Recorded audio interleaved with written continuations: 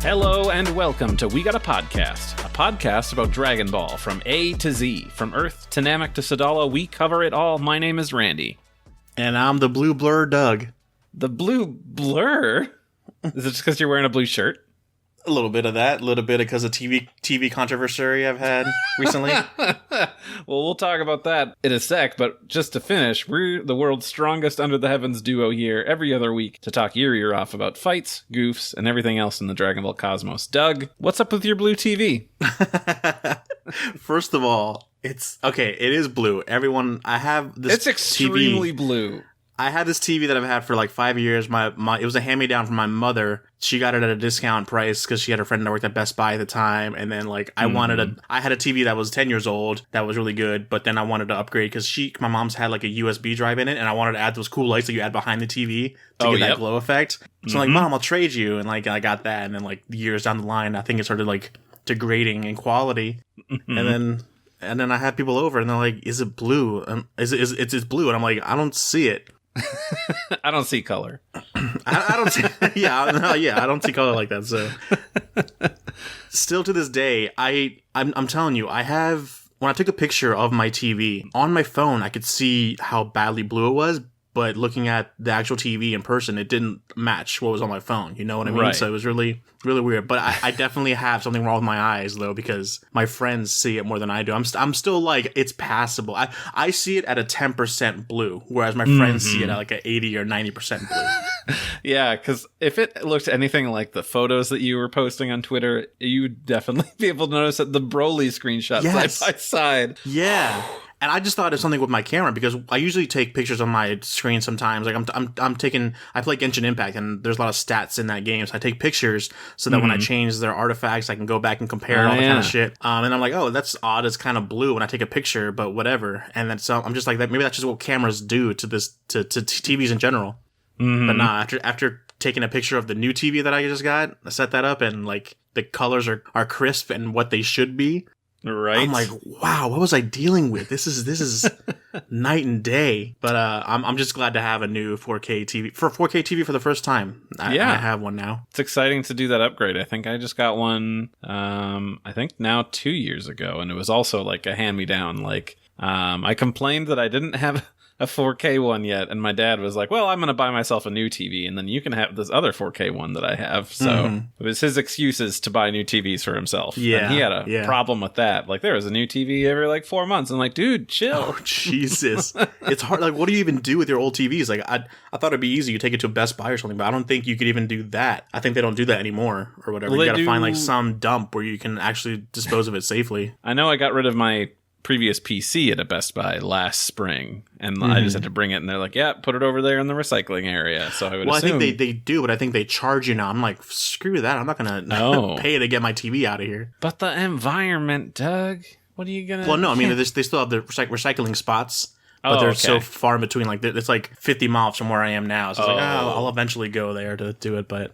Yeah, that makes sense. In the meantime, I have this blue TV in case anyone needs to watch anything on it. Have you watched anything 4K on there yet to just blow your tits off? Well, I did just put up the Broly movie just to take a picture, but then I hit play and then I watched the rest of it.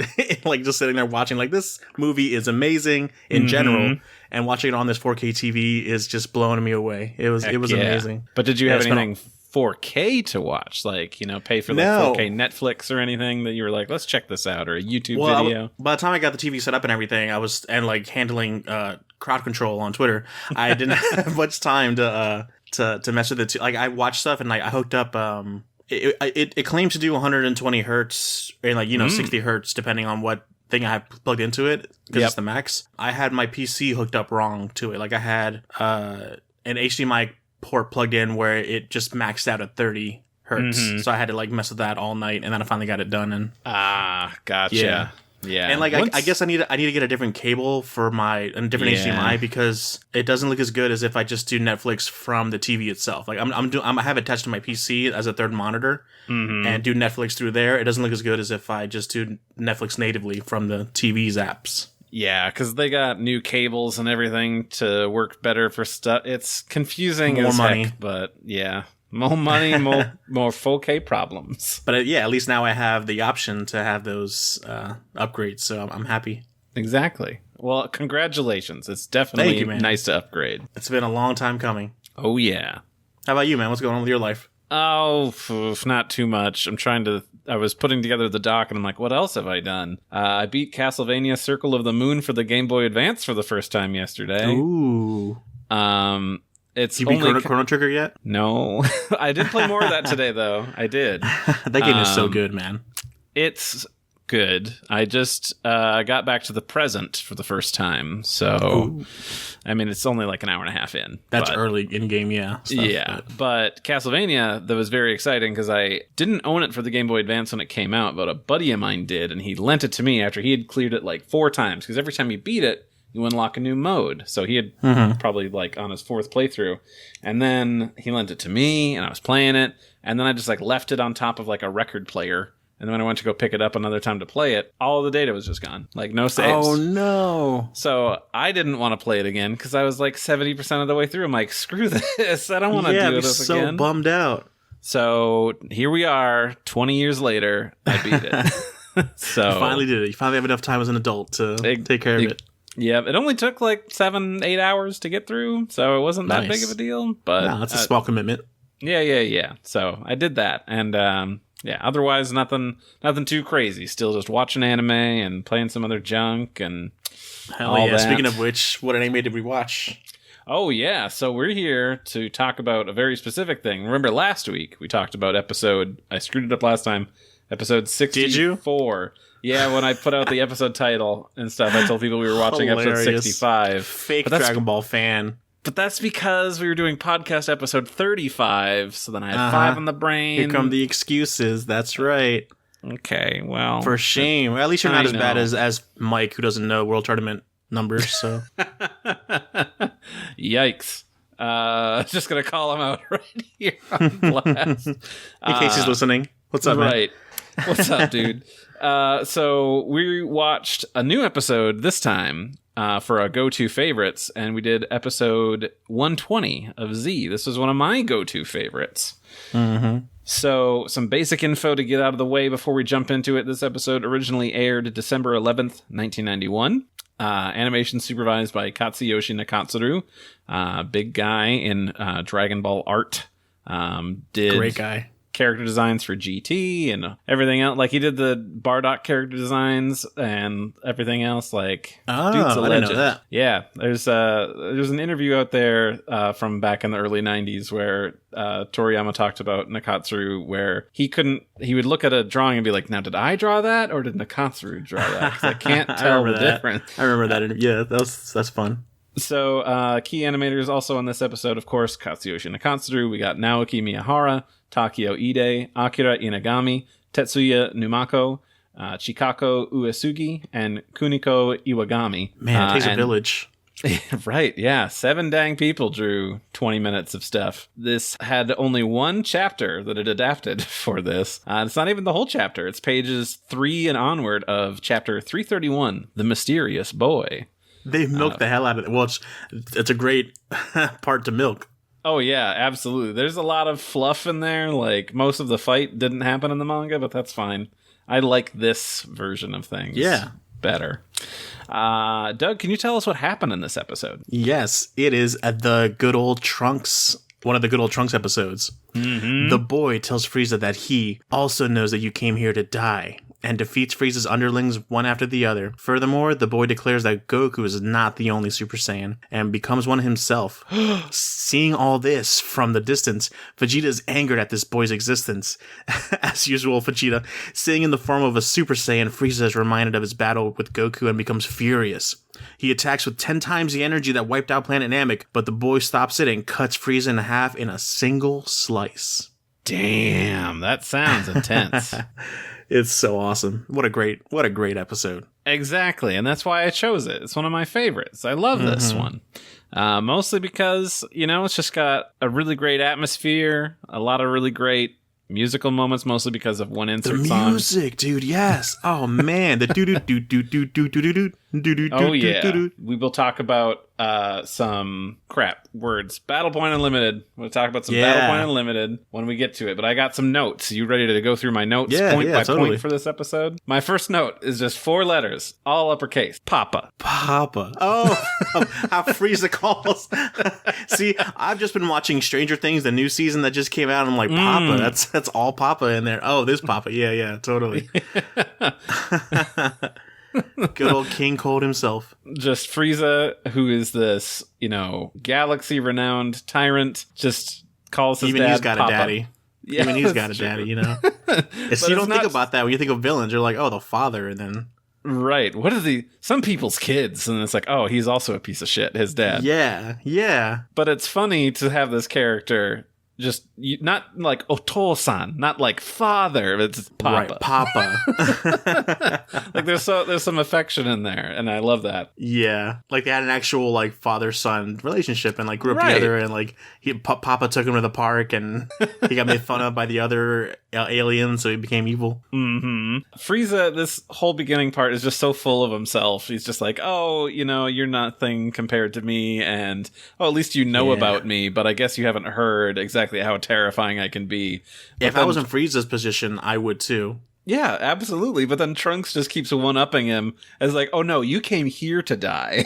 Trunks is so freaking snarky this entire episode, and I bet you he's been waiting to have this type of power against someone, because before this, he's just been up against 18 and 17 who just rock his shit. So like finally he's top dog. So he's loving these moments. Oh yeah. As are we. Yeah, finally he is not powerless. But, since we don't know anything about that, we can't. But going back to it now, we're like, we're like Freeza in this moment. We're like, who is this kid? Who the fuck does this kid think he is? Mm-hmm. Like, this kid has no idea what he's up against. And I just want to talk about Trunks' design, because I feel like it's just like looking at the clothes and everything, it's such a departure from like the more recent Dragon Ball stuff at the time. So it's like, who even is this guy? Like, he's not wearing like a gi or anything. It's just like a denim very, jacket. Like, modern for the time. It feels very like, even the swaying of like the jacket, how like it sways, and even his hair swaying, it feels very like a different anime in general. Like it made me like want to watch more anime of like the 90s that had that kind of style where they're like, I guess capes or something like that, but Piccolo wears a cape, but I still don't get that same feeling. It's not a badass cape. I feel like Piccolo's is just a regular cape, but like, some anime characters have like badass capes. Yeah, and for Trunks, that's his jacket. And his beautiful purple hair. It's beautiful purple hair. So what's really fun is, Frieza's like, oh, whatever. This child is nothing to me. I'm not even going to deal with him. I'll let my mooks do it. And they scan him. They're like, yeah, it's nothing. Fire some key stuff at him. And then just, blocks it. Like, even though he's got a battle power of 5, just, boom, it's gone. What a beautiful shot, too. It's true. And then just like after that first one, just they keep shooting him and just smacks it away and then just moves the hair out of his face. Moves the hair, yes. Is that a sweat? Nope. It's just me adding sex appeal to the series that desperately needs it. I don't know, man. We got Bulma. Bulma's got sex appeal. Oh, man. Bulma's great in this episode, too. Bulma-sama. That's right. I wanted to bring up because they point out that they point out that somebody has a specific key for like a species. Is it Trunks or they're like the whole key thing? No, it's Vegeta or Gohan where they're like, no, it was Vegeta specifically who started it. He was saying like this key, it's a Saiyan key. So I'm like, what the fuck does that even mean? What is that? Like the lore of the key, it just makes. I mean, it probably makes sense. I just haven't grasped it yet myself, how it works in this world. Because sometimes it's only about like how strong someone is, but then sometimes you can tell who it is, like to the character, like, oh, that's Goku's key. But then sometimes you're like, oh no, this is a Saiyan key. Like, how do you know that? You have to have at least sensed a few Saiyans in order to get that. I feel like that's one thing that we're not meant to think too much on. It's just meant to like even with Vegeta, he's a new character to understanding ki. So you think he'd be the best surrogate to like teach us the audience how this whole ki business works, but not really. Just like in a vague sense, just enough what we need. Right. Yeah. I don't think this is the first time they've brought it up, like specifically this species feels this way. I want to say they probably did something else similar on Namek when they were looking for other Namekians and things. Like, oh, okay, this is a Namekian key, so that's probably not Freeza and his goons. Well, the thing that throws me off is like when Cell first shows up, like they're sensing all these, that's Goku's key, that's Vegeta's key, that's Frieza's key. Like, how are you differentiating this? And like, it's so bizarre. And then you were bringing up how I think Gohan had a different sense of a feeling, like Piccolo sensed a different key from Gohan when he came back after to fight Boo. Mm-hmm. Yeah, because he like mentions that, you know, he doesn't think it's Gohan at first because the key feels so different. And he doesn't say like, oh, it's so much bigger. He's like, it feels different. So like there are qualities of it that have changed since his whole thing has been switched, where now he doesn't even transform. And I find this so interesting that I really hope someone out there knows, like some mega fan, like figured it out and like knows how to do it. Because like I don't know, and I doubt there is a consistent like lore to it. I think Toriyama, he's not the kind of guy who would make like a plan like that about the key. It's just generally, oh, this sounds cool, and it works enough for the story. But I hope that someone out there has made sense of all of it. You know, it'd be really cool to hear that. Yeah, I feel like it's just this, they've said this thing and you just have to accept this as fact. Like, they're not going to go into all of that. Most of Dragon Ball, but then there's a lot of fans like us that love speculating, whether it's power, whether it's lore, all that kind of stuff. It's great to pick and choose that, like to like nitpick at it. Yeah, absolutely. Back to Trunks against Frieza. I really love this whole thing where I think Frieza brings up Goku and Trunks says, you know, oh, I never met him, but I know of him. So it's like they're just building on the mystery of like, how does Goku know this kid? Like, when did they meet? How does he, or not, how did they meet? How does he know about him? Like, did somebody tell him about him? And it's just like, because we know nothing. We don't know that he's from the future yet. We've been through a lot of Goku's life. Like, we as the audience too are like, who did Goku meet that could possibly tell someone about this? And it's like, I just can't believe the mystery that kids must have felt when they first read or saw this episode. Like, of course, mostly us in America, we were so enthralled by Dragon Ball Z by the time Namek happened that a lot of us like looked out for spoilers and I want to see what happens next. So I knew about Trunks by the time we got to Trunks. I'm like, this is Vegeta's son. This is Vegeta Bulma's son. That's why he's Super Saiyan. But to like actually experience it firsthand, ever since I was a kid and first found that out, I thought, man, what a great reveal and mystery that would have been. Can you imagine? Yeah, even going back to this and knowing everything that happens, I just put myself in that mindset of like, who is this guy? How does he know all this stuff? Like, it's just mind-boggling. Well, because like while watching it, I'm thinking like, would I have thought that Trunks was just a Saiyan that was raised on Earth as well at the same time as Goku, but we just never saw his side of the story? That could be like, maybe he's been observing Goku no, because he said he'd never met him. Let's see, I'm going through it in my head right now. It's like, what is this mystery? What is this? Who is this boy? He's younger than Goku by a good amount. Like, you can speculate. He probably kind of looks the same age as Goku if we didn't know any better, but you can speculate. Yeah, he's younger. Right. But it's still like, who is this kid? How is he he must be a Saiyan. Must be, you can't be like, oh, he's a Saiyan. He must have been from a different world and came down here. No, because then how does he know about Goku? Like, that's right.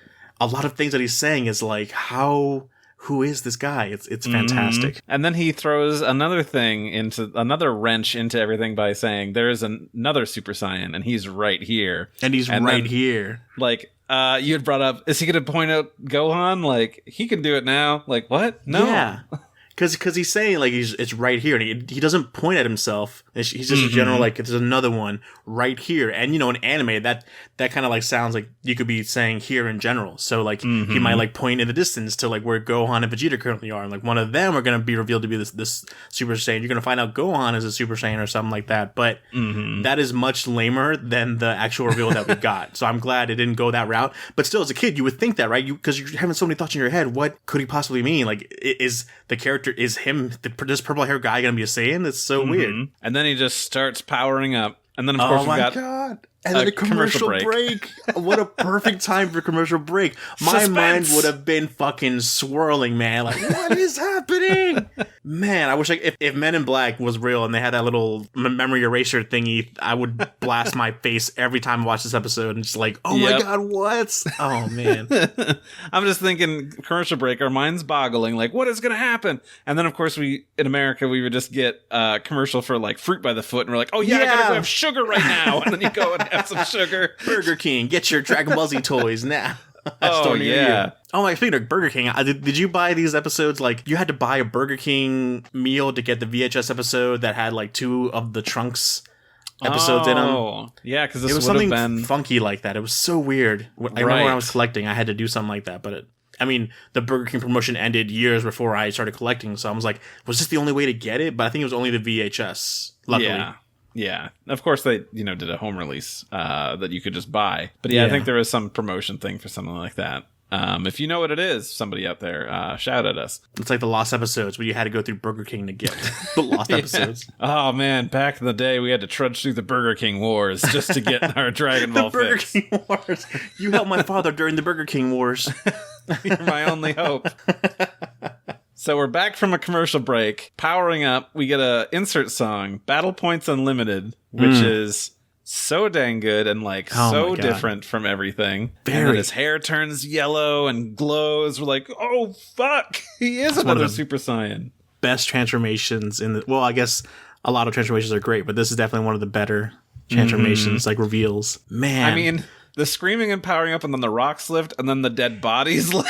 Yes, the dead bodies just... Oh my god. What a shot. Every AMV in the day had that scene in there. I thought he looked so cool as a Super Saiyan that I immediately picked up a pen and started drawing him. Like that's I drew like a bunch of pictures of just him, and I was enthralled. Like, this character design looks so cool. It's so unique. The hairdo is so sharp and so awesome, man. I loved it. Yeah, man. Correctly drawn Trunks hair, because it is weird and a lot of artists can't get it right in Dragon Ball.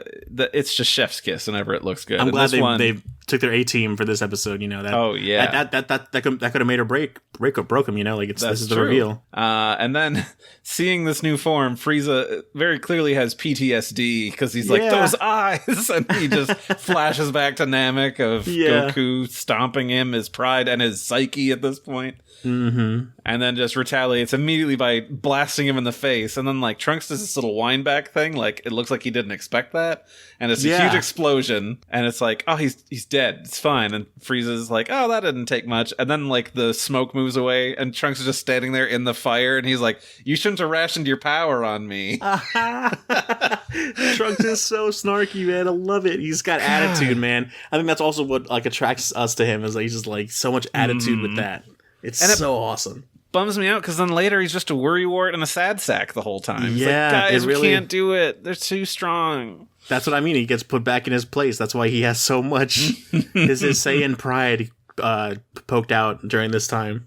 It's just all those times when you get in like an argument and then you think of like the best thing you could have said like 5 minutes later. He's been bottling this up for years, and he's like, I got all these saved up for you, Frieza. He's like, no, you're dead, androids. I mean, Freeza. Like, fix himself. He's part robot. I can kind of like, that's direct true. this. I saw something interesting with like, when Frieza's looking at the eyes, he's comparing the eyes. Like, I think in a general scope, he's just mentioning how, you know, they're both kind of green. It has like the same, like, you know, yellow hair, green eyes type thing. But when the flashback for Goku has that kind of like sad eyes. Like, he's like, you made me have to kill you or defeat you, Frieza. Like, but then you cut to Trunks and it's like straight up like, I'm gonna kill you. Like, I'm gonna enjoy this kind of thing. So it's like different eyes, you know what I mean? But right. I don't know if that was purposeful, like it meant to be a contrast between Goku and Trunks in that moment, but I thought it was interesting. We get a cut to Krillin and the gang talking about, you know, gosh, I can't remember what their it is. Their last moments in life. Yeah, Krillin's like, this is probably the last time we'll laugh like this together. Because they still think that they're fucked. They don't know who's out there fighting. They just know it's two super beings that are way stronger than anyone right there, that they're like, we're fucked. This is it. Yeah, so, I mean, the end is nigh, so this could be our last laugh. Man, I want to, like, just see... I think Fenyo he must have, by now, made, like, an alternate art where Goku did show up to defeat Frieza, like, in that timeline where Goku showed up and took him out. Like, I want to see that battle. Yeah, I really would have liked to see that. It might ruin it. I don't know if anyone could do it justice, but I still kind of want to... It's one of those curiosities that you want to see. Right. Yeah, it'd be him in his Yardrat outfit facing down Frieza. Yeah, turning really Super Saiyan and just taking him out. Stomping them, that'd be great. Yeah. Because do you think, like... I don't know if it's because of his attitude, but Trunks seems stronger than Goku, but when Trunks goes head to head against Goku with like his fingers, Mm-hmm. Goku definitely like is not phased at all. So it's like it's implied that Goku is stronger, but maybe it's just because of Trunks' attitude. He feels stronger than Goku when he's up against Frieza. Where Right. we got a whole bunch of episodes of Goku versus Frieza. Was Goku just toying with him or what? Mm-hmm. Well, I mean, even in that. When Trunks first brings down that sword and then stops, he asks, like, why didn't you do anything? He's like, because I don't feel the intent for you to kill me. Right. So then oh Trunks my like, well, God. now I'm going to go at you. So it's like, they are just, like, testing each other. They're not... Right. They're not going at it. Mm-hmm. But still, Trunks has a sword going around, and Goku's just using his 2 fingers. That's true. Still the biggest flex. Not that it could matter, because I'm pretty sure it's just, a random throwaway shot in the anime, but we do get that cutaway to Kaio, who's just like, I don't know who this person is, but he might even be stronger than Goku. Like, okay. Oh, he says that? I remember him saying, I have no data on him. I'm like, how does King Kai collect data? Does he just innately have that because he's King Kai, or is it... It was just so a weird. pun, Does he have Bubbles do Google on his computer in the house and like, show me the data, show me the Carfax on this character? Oh, man. I like that Frieza throws another big ki blast at Trunks, and then he doesn't do the thing where he, like, throws it or, like, kicks it away. He just basically crushes it in his hands and sends shards of it going everywhere. Yeah. Man, there's so many cool things of just, like, showing how powerful Trunks is. Yeah. Followed by Frieza's like, this is it. I don't want to deal with this anymore. Huge freaking planet-destroying blast, and throws it. And is like, well, that's it. We should get out of here before the planet explodes. And then the blast just lifts out of the hole. Oh my God. Trunks just lifting it by his hand and walking up out of there. Man, what a flex, dude. This is how you make such a badass character, man. Like, that's badass to a T. I hate using the word badass, but this is a badass moment. In the dictionary, you look up badass, it's just this shot of Trunks holding that blast. Check this episode. This is that. Citation, Z episode 120. Frieza again gets frustrated and then throws a blast at his own blast to make it explode in Trunks' hand. Looks really cool, like, and it just like shows how Frieza's like done with it. He's like, screw this guy, and just like destroys it. I'm surprised that the blast didn't do more damage to Earth. Right, because it was enough. It was 10 times that what took out Namek. Yeah, they mentioned King Kai mentions it was like 10 times the one that did on Namek, and you would think it'd take out a chunk of the Earth, but maybe Trunks did something to prevent that. But then why isn't Frieza confused as to why not much damage happened to the Earth? Whatever, right. Whatever. It still Who looks cares? cool. That's just like what cool. I'm thinking. Yeah, and then of course again they make the mistake of now he's dead, and then he's there dead. On top of a mountain. And then charges up this really cool looking blast. I don't know what purpose the hand movements does. But I love it. and if you're not a Dragon Ball Z fan, unless you did that yourself in your spare time, like shuffling your hands around to mimic that Trunks move. I do it at every stoplight. I do it whenever the cops pull me over, every time. They get scared, they run away, they're like, we don't want to mess with this guy. No. He has the same eyes. Like, I can't. The same eyes. But it's so cool how he yells at Frieza. Like, he's like, Frieza! Like, I'm not like sucker punching you. I'm like, you cocky cock. Like, check this out. I like that because I don't think he's doing it to like make it a fair shot. This is all like setting up this attack. I'm gonna alert him and I'm gonna shoot him so he has time to jump so I can meet him and slice him down the middle. Yeah. Like, or he's so skilled that he could just think like that battle-wise on the fly, like he is Vegeta's son. Yeah, both avenues are awesome. Just like either he's really skilled fighting that he knows what to, like he's been fighting his whole life. It feels like Trunks has, and it's just like he's been going through so much. Of course, he's like really skilled in battle. Or just to set up to an attack, because it was a weak attack. It wasn't even Frieza's like, why would he shoot this weak attack at me? And then he looks up and sees Trunks about to slice him. So you're right, it probably was a premeditated thing, but still, it's like it's still cool either way. It's even more of a flex, like Frieza, like just to trick him like that. Oh, so great. And then just that look of I'm about to die on Frieza's face, Frieza's eyes. Yeah, as Trunks just comes down, cuts, and then it's very slow. We just got the song playing in the background, and then Frieza's vision splits. And Frieza slices in half. Man, it's so... God. It lets you breathe in the moment, in the tension, and just like, oh god, did he slice him in half? And it's just like the screen's splitting apart slowly, and then breaks open apart, and then it cuts to the wide shot of Freeza in half. And this is before regeneration minus Piccolo. There's like it's like pre-Boo and all that stuff. So it's like this character's cut in half. Holy crap! This kid just did it. Oh man, I want to be a Japanese boy in the early 90s, man. Oh yeah, man. Just for this moment. Been so wild.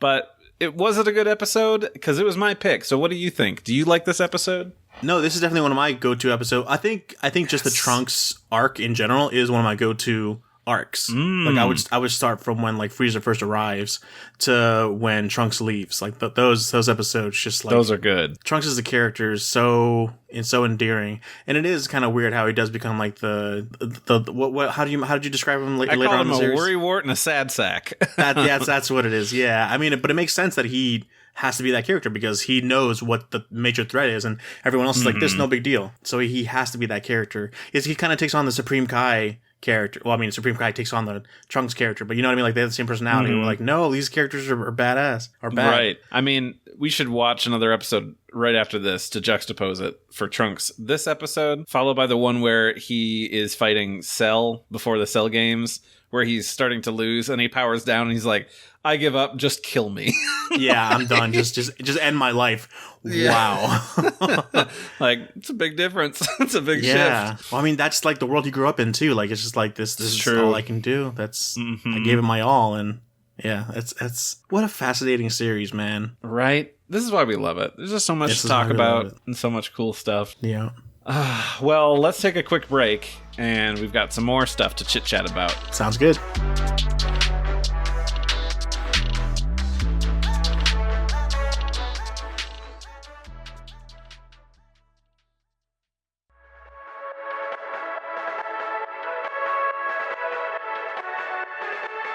Yo, what up? We're back. And guess what? I forgot to put out the call for tweets. So dang. Daddy Randy forgot to feed the children. I don't know what I'm saying. Please make that a thing. I want to hear that all of the time. Did Daddy Randy forget to feed the children? No, Daddy Randy came through. I got McDonald's on the way home for you, bud. I got you the 10-piece nuggies. You're good. And your favorite sauce? Guess what? It's all of them. You can dip one nugget in each different sauce. Oh my god! What a treat! Daddy Randy's here. He's got you. But no, Daddy Randy let you down. Daddy Randy let you down this time. I'm so sorry. So if you have strong feelings about Dragon Ball Z episode 120, shout us out. I'll try and read them next time. We'll make some time for it.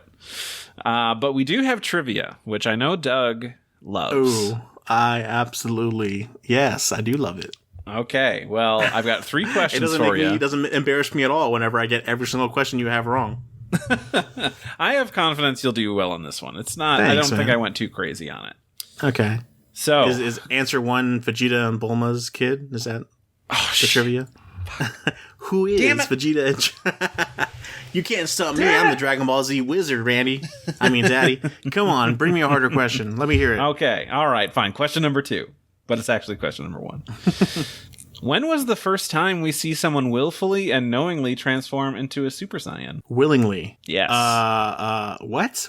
Repeat the question? When is the first time we see someone willfully and knowingly transform into a Super Saiyan? Like, they're like, I'm going to turn into this now. Well, isn't like, dang, now I'm not sure if this is in the manga or not. When Goku de-transforms on Namek and then he transforms back into it again, is that? You got it. Yeah. You got it. All right. Hell yeah. I know it was so weird in the anime seeing, or in both manga anime, seeing buff Goku, like Super Saiyan body, but with black hair. It was so weird. Trippy was like, this looks awesome. But yeah, that was the first time. So then this time Trunks is only our second time seeing that, which is pretty neat. I almost thought it was going to be like up against the Android 19 fight, but that's way off. But I feel like that's like one of the first times our other characters see a Super Saiyan transformation, because they don't see Trunks, they don't see Goku, but they like when he's on fighting 819, they see it, which is very lame, because it's a very lame transformation compared to everything else, you know. I don't know, man. Goku's transformation then is pretty rad. There's a lot of cool shots, and he's got the green eyes and black hair for a second before. Maybe I'm too used to seeing it on like a tiny itty bitty Game Boy screen because it was the intro to like the Legend of Goku Saga episode 2 or whatever. Like it was too much. Like I've seen it too many times, but I don't know. I love it. Question number 2. What is the very last Scouter-based battle power we see in Dragon Ball Z? Oh, okay. So we saw 5 today in this episode against Trunks from the guy. Is that the last time a Scouter is brought into Dragon Ball Z? Yeah. Oh, wait. You said battle power? Yeah, but not from a Scouter specifically. Oh, from a Scouter. Okay, I was gonna say, damn. I can't guess that because that's too easy. We just watched it, and you would know that I know that. So let me do some kung fu here, some knowledge kung fu. I'm playing with your brain so badly because it could be that Palo 5. After that, the androids come. There's no Scouters ever again. I'm making so many stupid series. faces at you. He is, and it's throwing me off. There's no Scouters ever again, right? There maybe in movies and then in Super and like the specials, but not in the series proper. I'm gonna guess that. Okay, the 5 that we just saw in this episode. Doug, you're 2 for 2. No way. Okay, you mother flipper. You made me think too hard about that question. You're like playing chess games in my head. You're like 2 steps ahead of me every single time. It wouldn't be fun if I didn't make a question that easy. Or would I? Or would he do that on purpose to throw me off even doubly? Damn it. That's how I get in your head, Doug. Damn, you let me in. You put out the welcome mat. You open the door. You're like, we got Sprite in the fridge. Come on in. I like Sprite. Sprite's good. Final question, Doug. You ready for this? You ready to take home the gold medal? Always. The insert song, Battle Points Unlimited, used in this episode was plagiarized from 3 songs by what German band? Oh, I don't know. So my first guess is going to be Seinfeld. Second guess will be Seinfeld, and third guess is Seinfeld. How'd I do? Well, you didn't. Whatever Kramer says, and then people scream. I don't know. I don't watch that show. It's a good show. No, is it? People hate it or love it for some reason, but it's one of the funniest comedies I've ever. The first 3 seasons are the funniest comedy I've ever seen. I'm currently watching Bob's Burgers, so I might have to argue there. That's you would, but you'd be wrong. Okay, well, my feelings are hurt. No, it's not Seinfeld. It's because Seinfeld was not a German band from 1985. You don't know. You don't watch the show. It was a German band by the name of Propaganda. There are 3 songs on one album that seems to seemingly have been mixed to make Battle Points Unlimited. So you're saying the album name is Propaganda? No, the band is named Propaganda. The band is Propaganda. Yeah, whatever. Propaganda is in the name. Yeah, that's the name of the band. Oh, I'm thinking plagiarism. Never mind. Cut out my stupidity. I don't know what I'm talking about. Words. I thought you were saying the name of the band is plagiarism, and then they plagiarized the music.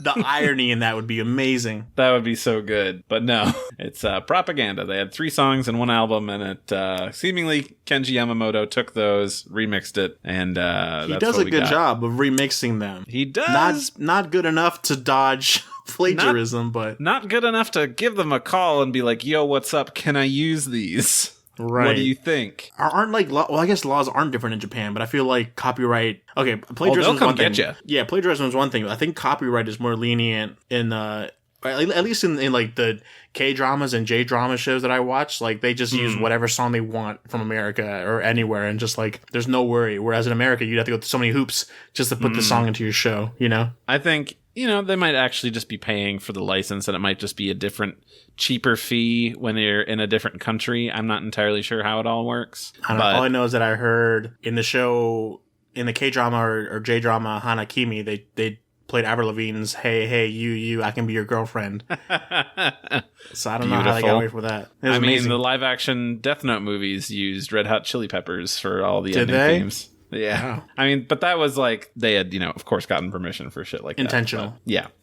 That's it, man. You did it. You got 2 out of 3. I'm going to say that's pretty good. And we can close this thing out. I'll take that. I thought I got 3 out of 3. You didn't get the propaganda one. I didn't get the propaganda one. I'm thinking of the first question where it's Vegeta and Trunks. That you had made it up. Vegeta and Bulma. Yeah, that I made up myself. Okay. You're right. You got 3 out of 4. You can give yourself that. Thanks, man. Yeah, no problem. Thanks for listening. We love interacting with you, keeping you in the conversation, except for those times when Daddy Randy forgets. Whoops. You can tweet at us and email us. Tweet at us at WeGotAPod and email us at WeGotAPod@gmail.com. Thank you to Rifti Beats for letting us use his track, Kakarot theme hip-hop trap remix. You can find it and other great tracks by Rifti on his SoundCloud. Thank you to our sponsors. Randy, where can people find you? You can find me at Saber_Breaker on Twitter. Do that. Hell yeah. You can find about me you? at Jabaz Doug on Twitter. And TikTok. Yes. The good old TikTokies. Please subscribe to the show. Tell your friends. Post a review. It super helps us out. And we'll catch you next time. Later.